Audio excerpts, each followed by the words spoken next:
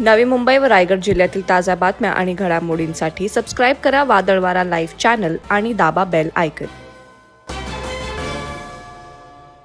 मागील काही दिवसांपासून पनवेल शहर आणि आजूबाजूच्या गावांमध्ये चोरीच्या घटनांमध्ये सातत्याने वाढ होताना दिसून येत आहे। थंडीचा कहर वाढल्यानंतर अनेक ग्रामीण भागात चोरीच्या घटनांमध्ये वाढ झाल्याने येथील ग्रामस्थ भयभीत झालेत।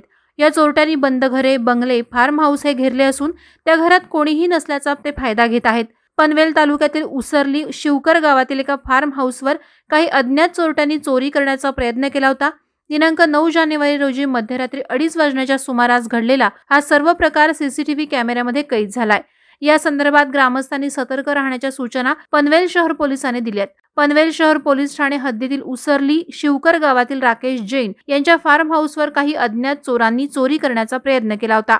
त्यामुळे एकांतात असणारे बंगले, फार्म हाऊसवरील सुरक्षा रक्षक आणि ग्रामस्थांनी सतर्क राहण्याच्या सूचना पनवेल शहर पोलिसांनी दिल्या आहेत। तसंच नागरिकांच्या सुरक्षेसाठी पोलिसांकडून पोलीस गस्त सुरू ठेवण्यात येणार असून नाकाबंदीचे देखील आयोजन करण्यात आल्याची माहिती पोलिसांनी दिली। या चोरीच्या घटनांचा तपास सुरू असून पोलीस चोरट्यांचा शोध घेत आहेत। चोरीच्या घटनेतील चोरटे हे पसार असल्याने नागरिकांमध्ये भीतीचं वातावरण पसरलं असून पसार असलेल्या चोरट्यांचा शोध घेऊन वाढत्या चोरीच्या घटनांना आळा घालण्यात यावा अशी मागणी नागरिक करत आहेत। वादळवारा लाईव्ह साठी संजय कदम, पनवेल।